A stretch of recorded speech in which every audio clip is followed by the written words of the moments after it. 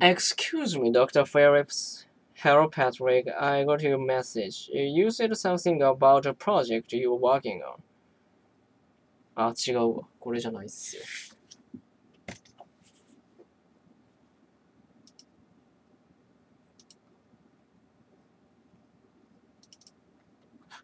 Managers must manage. It's a simple statement, but let's think about what it means for a minute. Let's ask ourselves, what makes a manager? Tell me. A manager is one who supervises the people and plans and carries out projects. That's right. A manager has the ability to set goals and then to accomplish what he or she sets out to do. Business managers shoot for results. This means that once you set your business plan and budget for the year, you have to achieve the sales, the market share, the earning, whatever you set out to do. Yes, Doug. But if the best managers can't achieve every goal, a lot can go wrong that's beyond your control. Say, for example, the whole economy goes into recession. That would interfere with your goals, like your sales, for example. Sometimes things go wrong no matter what you do. You could say that our life in general, we are always being hit with things that are beyond our control, but good managers have to adjust to changing circumstances. They they have to, but let me share the story I told my students about two promising young people of equal intelligence and ability. Both are college students and both want to go on to a top graduate school of business. The first student, May, hands in all of her assignments and does exactly what's expected of her. She received good grades, mostly A's with a few B's, during her first couple of years in college. But then one year she gets a flu before final exam, and she performs poorly on her exam. As a result, her grades point average slipped to just about a C.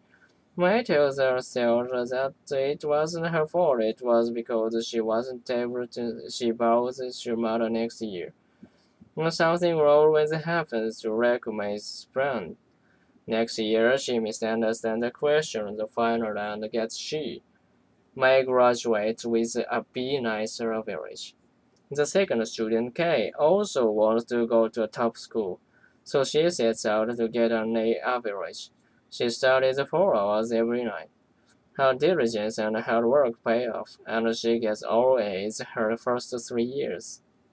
Then in her senior year, she runs into trouble with one of her courses, advanced accounting. She works hard, but the materials is difficult, and she has hard time solving some of the problems. At meantime, she's struggling for a B. She works harder, does some outside reading. She asks her professor for her help, but the professor doesn't have much time for students. Why does this kid do after trying several different approaches, studying harder, reading more, asking for help? What she ends up doing is finding a graduate student to tutor her. She works long and thinks hard.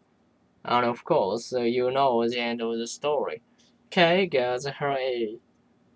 Now, what kind of manager is each student?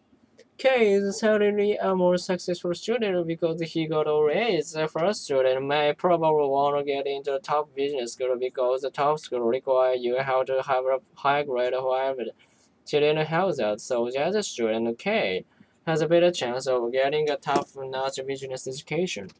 What you both said is true, but who's a better manager, May or Kay? In my opinion, May would be a strong manager. She just drifted along.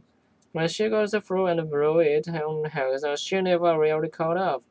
Kay is clearly the better manager. I agree with Tammy. I think Kay will be a better manager.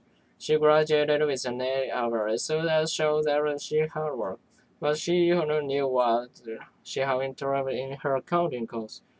Kay was a manager before she even reached business school. She had grasped the essential of good business management, not because she worked so hard, but because when an action failed, she tried another and another until she achieved her goal. That is what managers do. Managers do.